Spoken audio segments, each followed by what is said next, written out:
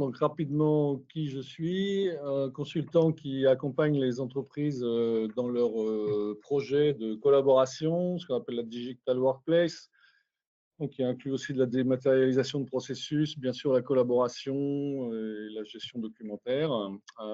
Je me focalise de plus en plus sur les problématiques d'accompagnement, de design des solutions et de réflexion sur la collaboration, la communication, le travail hybride et comment, on va dire, bien optimiser nos déploiements et nos projets.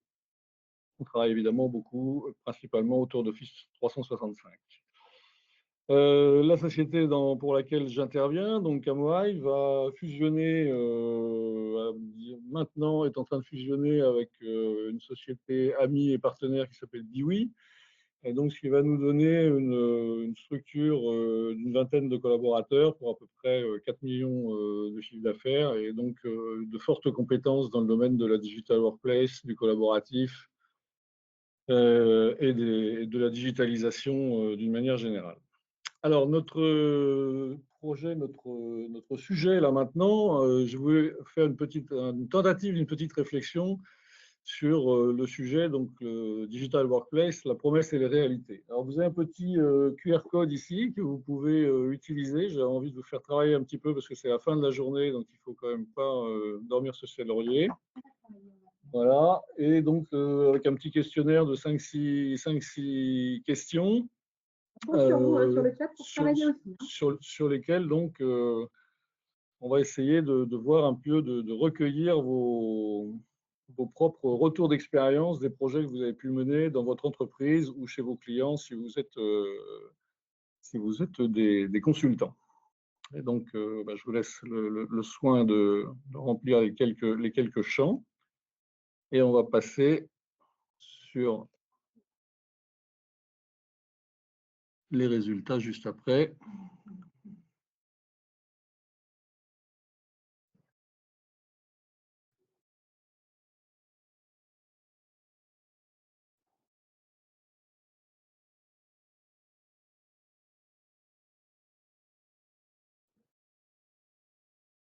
Il y a beaucoup de questions quand même. Pas attends. Il y en a 7. Hein. J'avais dit 5 ou 6, en fait il y en a 7. Voilà.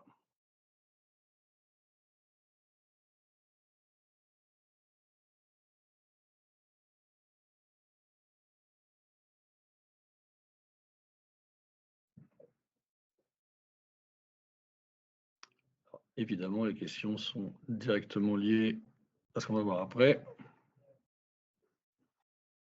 Alors, on compte sur vous pour répondre. Donnez aussi votre avis.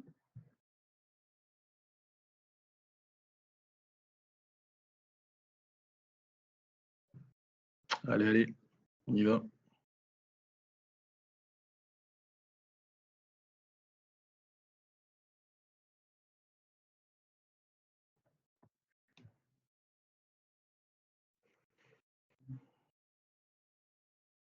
Alors, sur le chat, d'autres personnes qui ont envie de répondre?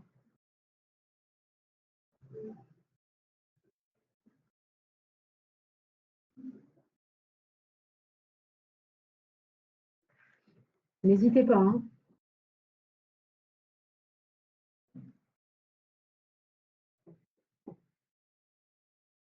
Ah, une réponse de plus. Bon, je pense qu'on est tous un peu fatigués. Hein. C'est la fin de journée. On va démarrer un petit peu. On va démarrer. Voilà. Alors, donc, quel est un petit survol des réponses qui sont arrivées? Qu'est-ce qu'on voit le plus souvent? Avant de retourner vers les slides. Donc, la direction en charge du projet, majoritairement la DSI. C'est en tout cas ce que je vois moi également dans mon expérience professionnelle. Comment ça se passe au niveau du déroulement du projet? On a du mal à cadrer ces projets apparemment, dépassement de partout, la moitié des réponses. Alors, c'est peut-être un petit peu, j'avais mis ça un petit peu de façon humoristique aussi, mais c'est quand même souvent la réalité. Est-ce qu'on a utilisé quel type de méthode de projet on a utilisé, hein, donc méthode classique, on déploie et voilà.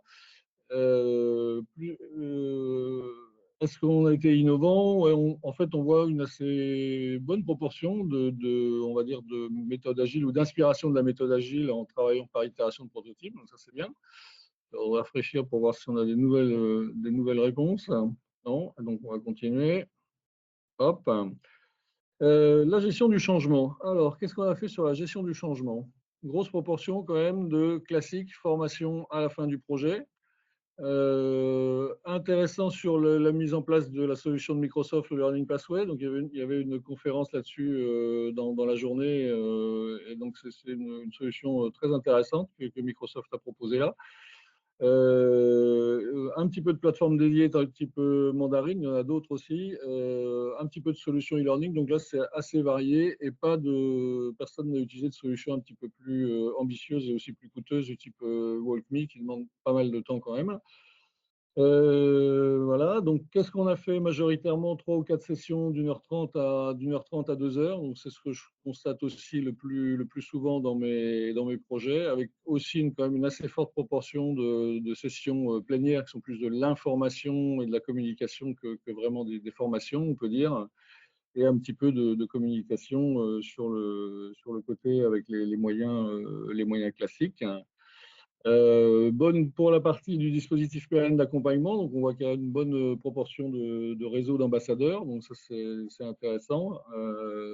Donc personne n'a rien fait, semble-t-il, dans les réponses, dans les retours d'expérience, donc c'est quand même une bonne nouvelle malgré tout. Et qu'est-ce qu'on entend le plus de la part des utilisateurs?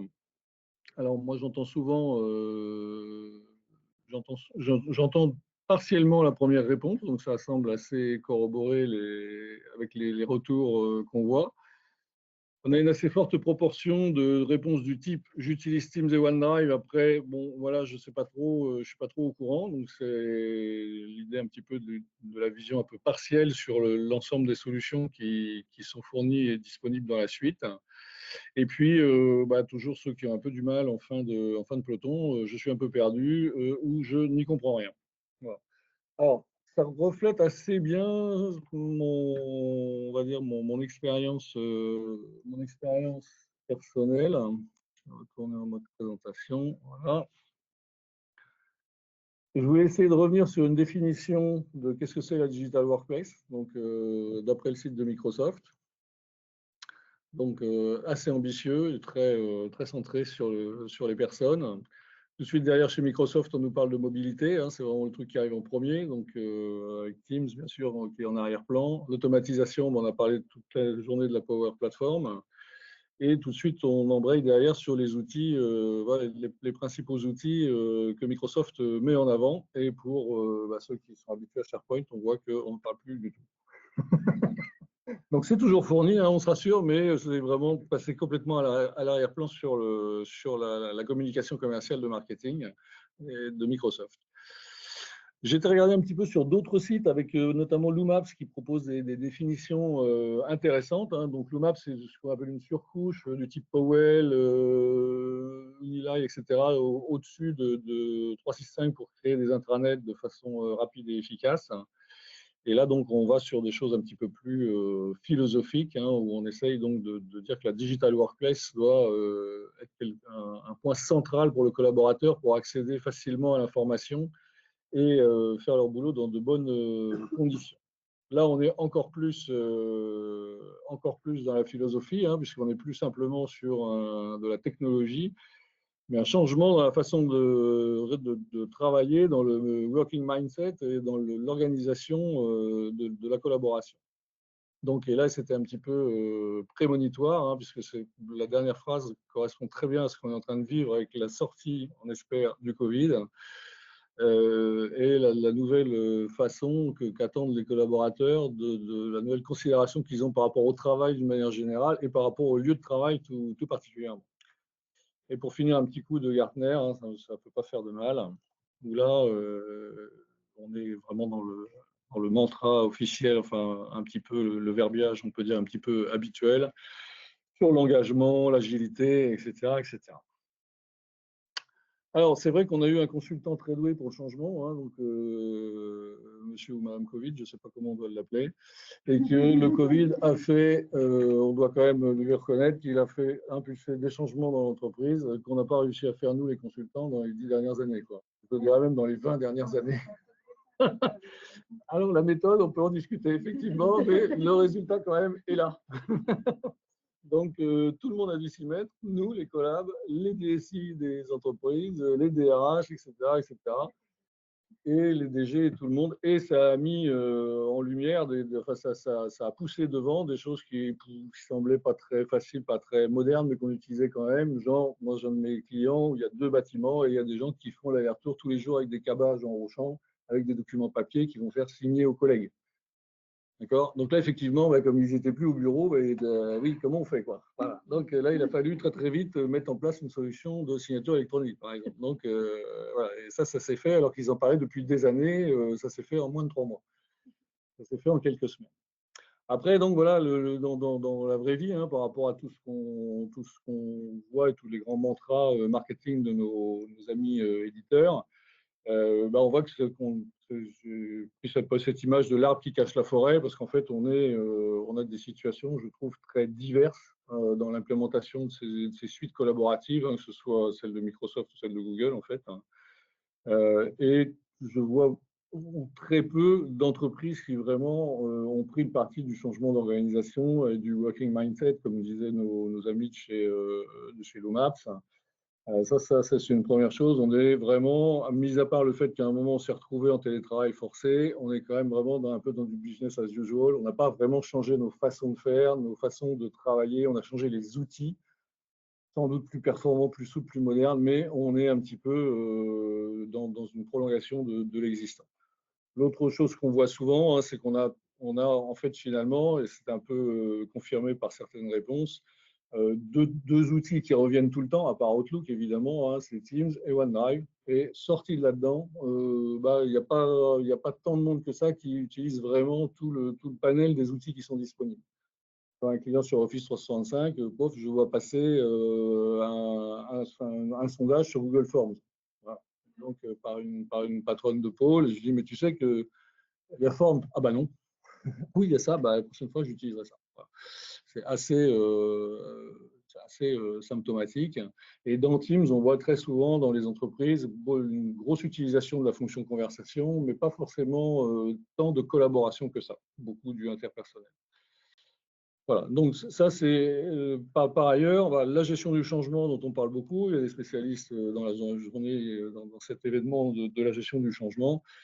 La situation est quand même aussi très variée et c'est trop souvent de la formation vite fait à la fin du projet. Et après, bah, écoutez les gars, c'est du cloud, hein, donc ça va tout seul. Vous formez, bah, qu'est-ce qui vous a formé à Google? Personne. Hein, Airbnb, on ne vous a pas formé, vous en servez tout le temps, enfin, souvent. Ouais. Et du côté des services IT, bah, en fait, ils sont toujours très concentrés sur ce qu'ils connaissent bien et ce qui est vraiment aussi la mission centrale du truc dans ces suites collaboratives, c'est la messagerie qui ne peut pas s'arrêter. Hein, parce que si la messagerie s'arrête, la boîte ne travaille plus. Et Teams, puisque ça a remplacé Skype ou la solution d'avant qu'ils avaient, et ça, c'est pareil, du côté du confinement, ça les a obligés à s'y mettre et à déployer des choses.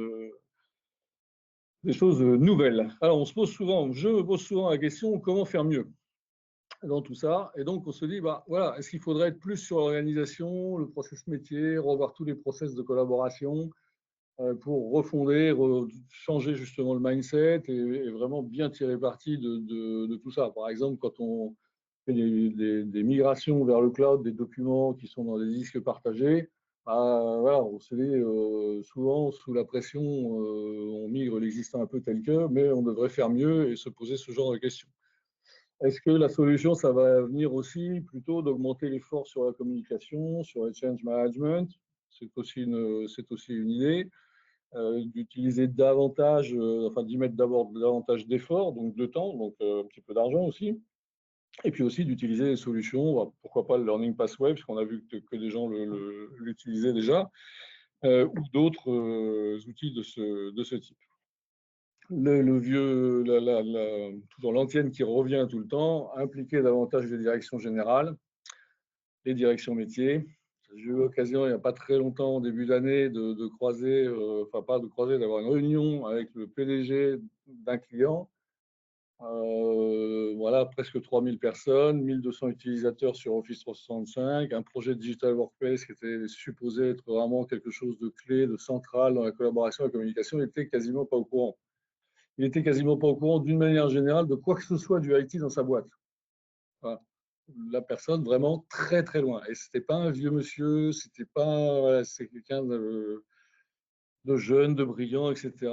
La partie collaboration, communication, le IT d'une manière générale, il n'avait aucune conscience de ce qui se passe dans sa boîte. C'est un truc comme si ça n'existait pas, quasiment. Donc, dans certains cas, ça va être compliqué. Évidemment, dans certaines entreprises, on voit aussi, moi j'ai eu des projets qui se sont relancés parce que simplement il y avait un nouveau ou une nouvelle DG, évidemment, qui arrivait en disant mais qu'est-ce que c'est, on n'a pas ça, on n'a pas ça, on n'a pas ça, ben, allez, on y va, et vous n'avez pas de budget, on va en trouver. Et là, les projets redémarrent et repartent. Face à ça, on a quelques ennemis. Alors j'ai mis des contraintes, mais en fait pour moi, c'est des ennemis. Le premier ennemi pour moi, c'est le temps. Et le temps, alors le temps, c'est deux choses. C'est le temps que nous, on a pour faire le projet. C'est-à-dire qu'en gros, par exemple, on sort d'une migration, on a commencé fin juin et on devait finir pour fin septembre. Et il n'y avait pas possibilité de dépasser, puisque les contraintes vraiment, voilà, c'était le 30 septembre. Et évidemment, fin juin, en juillet et août, quasiment tout le monde était parti en vacances. Voilà. Donc, on n'a pas vu d'utilisateur métier, un atelier avec une personne des métiers. Voilà, les gens étaient un peu débordés et puis voilà, on a dû faire avec. Donc, on n'a souvent pas assez de temps. En même temps, souvent, les collaborateurs, nos utilisateurs, ils n'ont pas le temps non plus. Ils sont débordés, ils ont plein de trucs, ils ont des projets partout. Et voilà, j'ai écouté un collègue une fois faire un retour d'un audit et la première chose qu'il a dit aux clients, c'est écoutez, vos gars, là, vos gens, ils sont au bord du burn-out. Donc, le premier truc qu'on va faire, c'est qu'on va regarder le catalogue de tous les projets et puis on va bien prioriser et on va enlever des trucs parce que sinon, tout va sauter, quoi. Ça ne va pas marcher, vous allez perdre du monde en vol. Donc, le temps, il est de tous les côtés. Et quand on a en plus des services IT un petit peu trop sous-dimensionnés, ils sont aussi tout le temps, ils sont débordés en permanence, en fait. Voilà. Donc, ils ont pas mal. Le deuxième ennemi, évidemment, c'est l'argent. Il nous faudra un petit peu plus de temps pour dérouler des démarches plus ambitieuses, plus qualitatives. Et là encore, très souvent, les budgets qui sont alloués à ça sont insuffisants. Donc, il n'y a pas de prise de conscience, c'est un peu le pendant du dernier point sur les directions générales.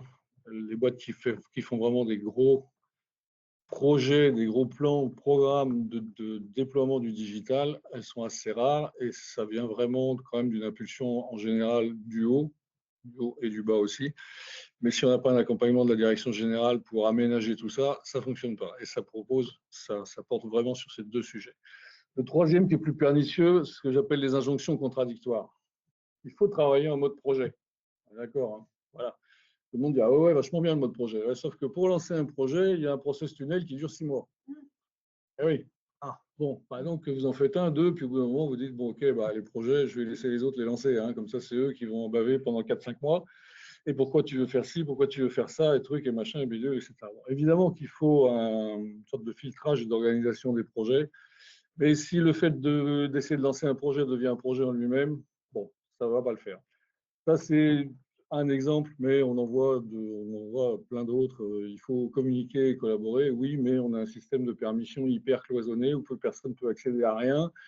Et quand on essaye de réformer ça, de modifier ça, on se heurte à des grosses résistances du management, souvent du management intermédiaire. Et puis, quand on essaye de remonter, de comprendre pourquoi on a mis ça en place, personne ne sait répondre la plupart du temps.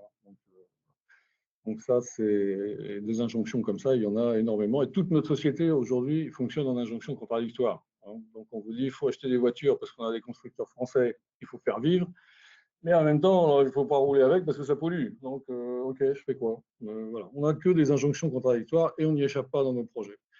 Et pour un peu réfléchir à tout ce qui est transformation digitale, j'ai beaucoup cru à un moment vraiment au plan global de transformation lancé par la DG, etc. Il y en a quelques-uns. J'en ai vu un très bien fait chez Air Liquide, par exemple, et c'est très rare. Et la plupart du temps, dans les entreprises qu'on fréquente, la transformation, elle se fait par petites touches. On fait des petits processus, on fait des petites améliorations. La plupart du temps, tournées vers le client. évidemment, parce que le client est important, et la transformation de ce qu'on appelle maintenant l'expérience employée ou l'expérience collaborateur, ça, c'est quelque chose qui est encore très, très lointain. Hein. C'est-à-dire qu'on dit souvent, vous aurez du mal à être agile vers vos clients si vous vous promenez avec des grosses chaussures pour courir un 100 mètres. Et ça reste, malgré tout, ça commence à évoluer, mais c'est encore assez rare réellement sur le terrain. Donc tout ça fait que, et je pense que de toute façon maintenant, on n'arrivera plus à faire des grands plans de transformation. Et très souvent, quand on arrive avec nos outils, nos projets de Digital Workplace, l'entreprise, elle nous demande quelque chose d'assez ponctuel finalement. Dire, bon, par exemple, voilà, tous nos vieux serveurs de fichiers, là, il faut nous mettre ça dans Teams, dans SharePoint, débrouillez-vous comme vous voulez, mais voilà, parce que on sait plus, parce que c'est vieux, ça marche plus, on ne sait pas bien y accéder à distance, etc. Et donc là, voilà, on a un problème. Donc, face à ce problème, voilà, il faut faire une offre, etc. Et puis, on est challengé avec d'autres concurrents, évidemment. Et donc là, si on arrive avec des grands trucs philosophiques, les gens vont nous regarder en disant, bon, ok, super, ils vont nous casser les pieds, on ne comprend rien à ce qu'ils disent, et donc, dehors, tu sors. Donc, c'est difficile d'essayer de mettre plus de qualité, de tirer vers le haut quand on nous demande des choses vraiment très pragmatiques et terre à terre. Et aussi, ça demande au client de faire des efforts qu'il n'a peut-être pas envie de faire. Alors, j'ai une petite proposition quand même, parce que j'essaie de réfléchir un petit peu à tout ça. Alors, ça, c'est ce qu'on appelle les 5. Alors, il y a plusieurs. Les 5 P. Quand on regarde sur Internet, on trouve plusieurs méthodes qui s'appellent 5P, qui en fait sont souvent 5M et qu'on voit souvent dans le monde de la production, de l'industrie, hein, vraiment de la fabrication. Et c'est ce 5P-là est plus justement sur focus sur nos éléments de communication et de collaboration, donc en plein dans nos sujets de la Digital Workplace. Hein. Et donc, cette petite synthèse-là est extraite d'un bouquin sur le VUCA World, dont vous avez les références ici, que vous pouvez trouver en librairie ou sur Amazon ou sur toute autre librairie électronique de votre choix. Alors, c'est une démarche qui s'apparente, de mon point de vue, un petit peu au travail d'un architecte. Quand on est architecte et qu'on va vers un client pour essayer de lui construire une maison, on va se demander un petit peu qui sont les gens, pour qui je le fais. Et effectivement, là, ici, mes participants, mes personnes, mes gens avec qui je vais travailler, il va falloir que je les fasse travailler, justement, comme disait notre extrait de Loomaps tout à l'heure, sur le mindset. Voilà, il faut vraiment changer la façon de voir les choses. Là, j'ai un de mes collègues qui a très bien réussi les ateliers avec un client. On est parti avec 50 use cases de permission, de partage et de façon de collaborer, et on est arrivé à la fin avec moins de 15. Avec des gens qui eux-mêmes en atelier ont dit ouais, non mais attends, t'as raison, là, le truc c'est beaucoup trop compliqué. Et pourquoi on fait ça? Je sais pas, moi, je suis là depuis 3 ans, j'ai toujours vu comme ça, mais je sais pas. Et donc, les gens eux-mêmes en ont dit bon, allez, ok, basta, on balance tout ça à la poubelle et on reconstruit quelque chose de nouveau en même temps qu'on amène le nouveau système. Donc ça, c'est vraiment une super réussite parce on est vraiment sur cette notion de mindset et sur l'injonction contradictoire, parce qu'on est tout le temps en train de manipuler les paradoxes, et c'est ça l'art de notre intervention, c'est d'essayer de gérer ces paradoxes. Le deuxième P, c'est practice. Je l'ai laissé en anglais volontairement parce que je trouve que c'est plus concentré et plus adapté. Et la practice, là, c'est faire. Quoi. Et souvent dans nos projets, on a des problèmes parce que les gens eux-mêmes du projet ne pratiquent pas. Voilà. Et les informaticiens, les premiers, souvent. Voilà. Ensuite, le process, c'est qu'est-ce qu'on veut faire réellement, sur quoi on va travailler, hein, sur qu'est-ce qu'on va régler comme problème, qu'est-ce qu'on va construire comme façon de collaborer, etc. Quel genre de décision on va produire, qu'est-ce qu'on va produire vraiment.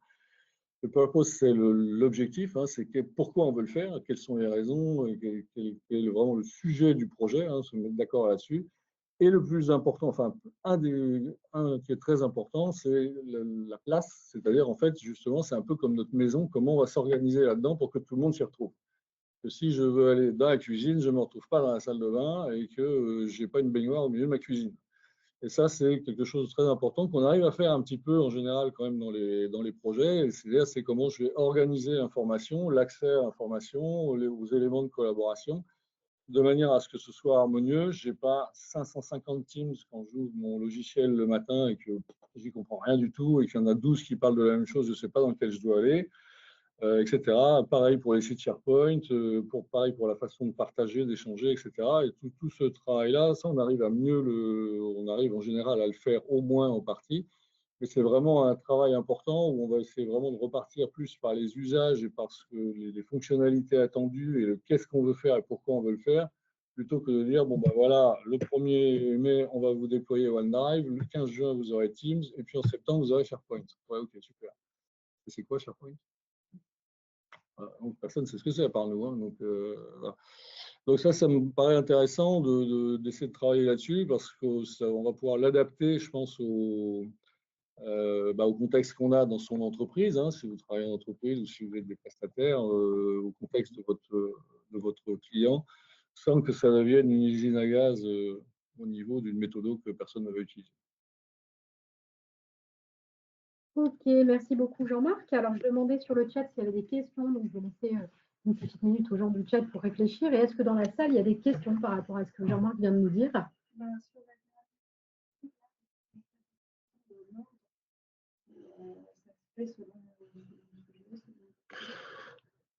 Il n'y a pas vraiment d'ordre. Je pense que tous les éléments se déroulent concomitamment. Enfin, c'est vraiment cinq bandes, je dirais, cinq tracks, comme on dirait en anglais, qui vont rouler en même temps. Parce que je pense qu'on ne fait pas forcément tout avec chacun des 5 points avec les mêmes personnes. En plus. Et un des points, on l'a vu un petit peu dans les réponses, malheureusement, il y a peu de réponses, c'est dommage. Mais un des points qui est embêtant, c'est qu'on arrive avec cette idée de la digital workplace. On va changer vos façons de travailler, de communiquer, de collaborer. Super. Seulement, on voit qui pour piloter ce projet dans l'entreprise? La DSI. La DRH, elle est où? En général, voilà. Hein. Et la direction de la communication, elle est là s'il y a un projet intranet qui va avec. Sinon, elle n'est pas là. Donc concrètement, un des paradoxes, on vient modifier la façon de collaborer, de travailler, et donc de vivre quelque part dans l'entreprise tous les jours, mais la DRH ne s'intéresse pas au projet. Il n'y a pas un problème là. Et j'ai eu l'occasion de faire un projet dans une boîte industrielle où justement la DRH était vraiment très présente avec l'informatique. Donc c'était une équipe féminine, elles ont été les premières à se former, les premières à utiliser. On a fait plein de trucs d'ateliers de travail avec ces personnes de la DRH pour justement savoir comment on allait designer la solution, parce qu'elles voulaient faire les outils de formation en fonction de ça. Ils avaient déjà un truc de e-learning dans l'entreprise et tout ça, donc ils étaient assez équipés malgré tout. Et bizarrement, ce projet-là, il a vachement bien fonctionné. Et donc, on est parti justement de ce mindset. On a travaillé sur des process très précis. Bon, on a mis des trucs génériques pour tout le monde, évidemment, un OneDrive, etc., parce que c'est obligé. Et après, on a privilégié des personnes qui sont venues avec des problèmes. Bon, voilà. Moi, je faisais comme ça. Là, maintenant, je ne peux plus. De toute façon, vous avez enlevé mon outil. Donc maintenant, je ne veux plus faire comme ça. Voilà les idées, voilà comment je voudrais faire. Et on avait des gens dans l'équipe qui étaient capables vraiment de transformer ça en disant, bah voilà, si je vous présentais un truc qui fait comme ça, comme ça, comme ça, et là, vous gagneriez du temps ici, ici et là, qu'est-ce que vous en pensez? Ah ouais, voilà, c'est pas mal, c'est bien. Voilà. On est vraiment parti de besoins métiers. On a vraiment travaillé sur le process, le purpose. Les gens, on les a fait bosser avec le practice. Et on avait identifié des personnes qui avaient le mindset pour aller bien. Et on est parti un petit peu du fait de dire, bon, les ronchons, les râleurs, les ça ne marchera jamais, les j'y comprends rien, ok, on va voir ton problème, mais là, maintenant, on va un peu se concentrer sur ce qu'on a envie d'avancer. Avec là, en plus, dans ce cas-là, en plus de l'implication de la DRH, on avait un comité de direction pour une fois qui était très moteur et donc qui a été dans les premiers utilisateurs. Bon. Merci beaucoup Jean-Marc. Merci à tous ceux qui étaient Merci à vous.